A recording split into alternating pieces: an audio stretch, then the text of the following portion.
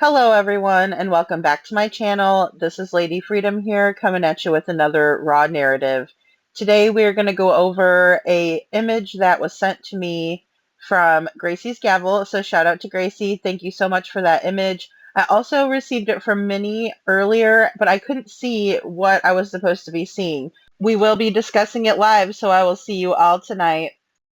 Came home to put groceries away because we bought snacks because, you know, he's 15 and snacks.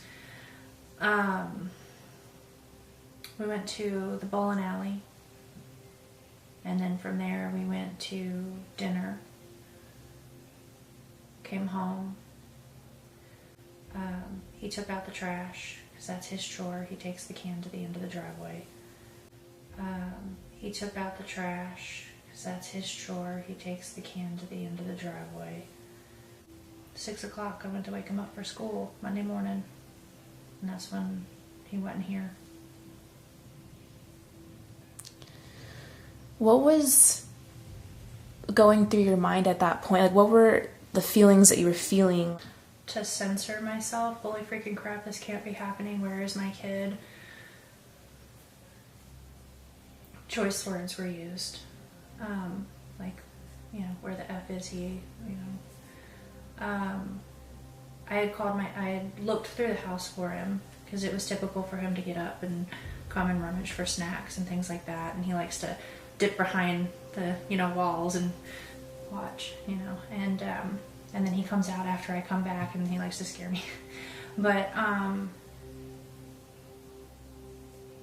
after I looked, and I mean, mind you, all of this took place in like 1 minute flat, but I didn't see him in his room. I looked all over. I ran through the whole house. I looked out all the doors and windows, and I was like hollering his name, and I picked up the phone and I called my husband and I said, I can't find him. And he said, what do you mean? I said, he's not in this effing house. I can't find our son. And I jumped in my car and I drove around the neighborhood and I drove over by the school, and he's already, like, at this point I was like hysterical and I was crying, I was screaming, and he was like,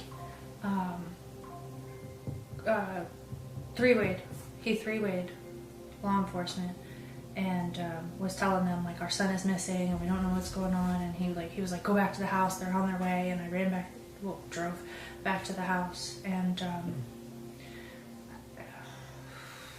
20 days later we haven't found him. Yeah, I can't even imagine how stressful that is. And speculating causes problems. Assumptions cause issues. And based on facts of what everybody knows, right now, there's nothing, and everything is still on the table to being looked at. We just know he's out there somewhere. one other question I have is, recently Channel 5 in Nashville, they had security footage that showed 2 flashlights the night he disappeared. Is there anything that you think about this video, or? Sure. So there's a lot of speculations about that video that are floating on the internet.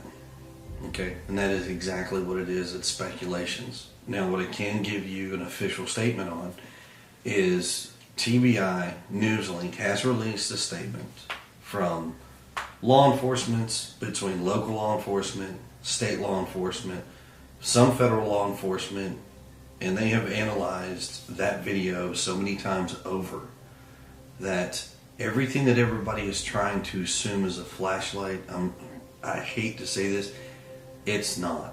As much as we would love it to be one, it's not.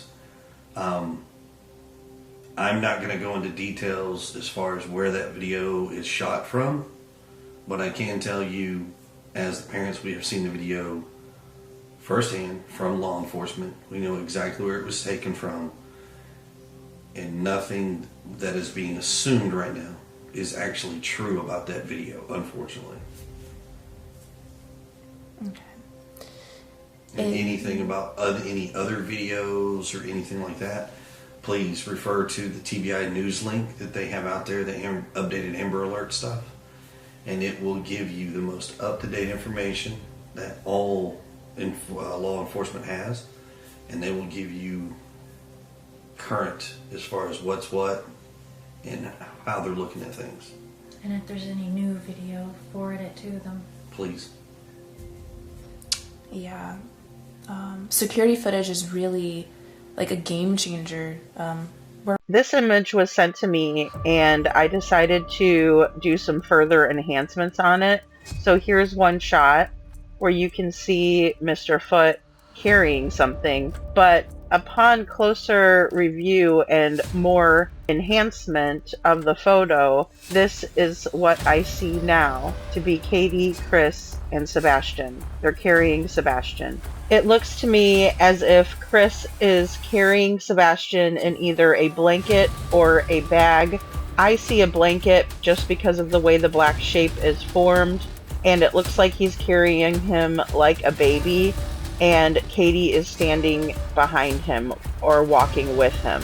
The reason I think this is because when I was enhancing the photos, I could see the differences in the appearance of what looks to me to be a human face, and it looked to me like it was actually a human arm that was draped over the person who was carrying the black blanket, or the perceived person in the black blanket. But here's an example of what I saw.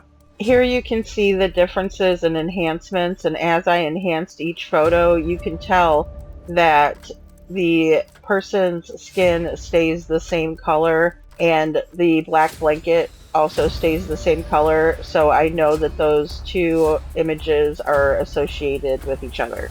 So as you can see, each time I enhance the photo, you can see that the core images stayed the same. And then there's this little nugget. Let's watch. Drove around the neighborhood, and I drove over by the school, and he's already, like, at this point I was like hysterical, and I was at the school, and he's already. Seeing Katie do the cutthroat gesture, I decided to Google it. I Googled it, y'all. The cutthroat gesture is performed by drawing the hand or a finger, usually the thumb or two, across the throat. It represents slitting the throat with a knife and means that the gesturee or someone else is metaphorically being unalived. In my humble opinion, Katie caught herself just there. Around this neighborhood, and this whole community, I mean, I can tell you that much here. When it comes to the cameras, there has not been one person that has said no.